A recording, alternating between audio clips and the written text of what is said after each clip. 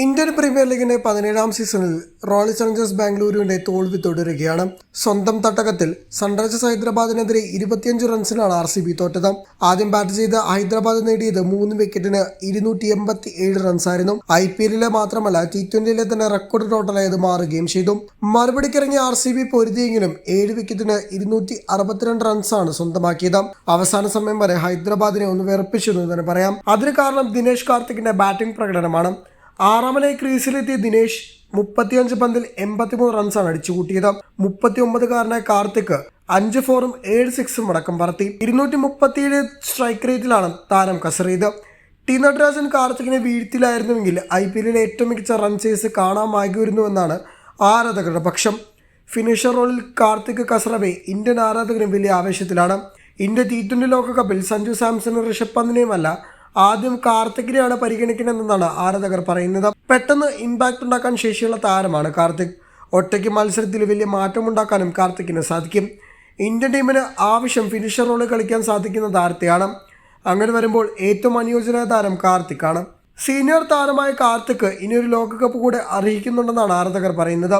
42-കാരനായ ധോണിയുടെ 3 സിക്സർ ആഘോഷിക്കപ്പെടുമ്പോൾ 39-കാരനായ കാർത്തിക്കിന്റെ പ്രകടനം അത്ര തന്നെ ആഘോഷിക്കപ്പെടേണ്ടതാണ്.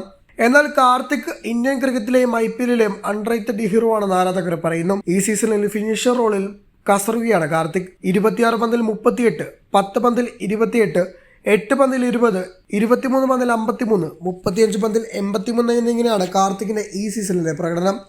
200 മുകളിൽ സ്ട്രൈക്ക് റേറ്റിൽ കളിക്കാൻ കാർത്തിക്കിന് സാധിക്കുന്നു. സ്പിന്നർമാരെ നന്നായി കളിക്കുന്ന താരമാണ് കാർത്തിക്. ഇത്തവണ ലോകകപ്പിൽ അമേരിക്കയിലും വെസ്റ്റ് ഇൻഡീസിലുമാണ്. അതുകൊണ്ട് പിച്ച് താരതമ്യേന സ്ലോ ആയിരിക്കും. അതുകൊണ്ട് കാർത്തിക്കിനെ കളിപ്പിക്കുന്നത് ഗുണം ചെയ്യുമെന്നാണ് ആരാധകരും പറയുന്നത്.